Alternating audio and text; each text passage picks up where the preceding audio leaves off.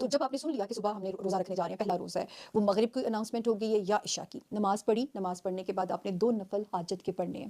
حاجت پڑھنی ہے کہ میں جو پڑھنے جا رہی ہوں یا جو پڑھنے لگا ہوں، اللہ پاک اس میں اپنی قبولیت، اپنی رضامندی، غلطی معاف کر کے میرے پڑھے ہوئے کو قبولیت فرما دیجیے۔ اپنے 11 مرتبہ شروع میں بھی درود شریف دعا سے پہلے جو پڑھنی ہے، بیچ میں درود ابراہیمی پڑھیے گا، اور آخر میں بھی 11 ٹائمز شروع میں، 11 ٹائمز درود شریف آخر میں، درمیان میں صرف 3 مرتبہ، کتنی چھوٹی سی دعا ہے، صرف 3 مرتبہ سورہ فتح، فاتحہ نہیں فتح، ٹھیک ہے نا، سورہ فتح آپ نے پڑھنی ہے، اور جو ہے اس کی ٹرانسلیشن ضرور پڑھنی ہے تاکہ آپ کو پتہ ہونا چاہیے کہ آپ کیا پڑھنے جا رہے ہیں۔ 3 مرتبہ سورہ فتح پڑھنی ہے، اور اس کے بعد آپ نے دعا کرنی ہے کہ میرا رب اگلا رمضان آنے تک مجھے اپنی رحمتوں میں، اپنی برکتوں میں رکھیں، مجھ پہ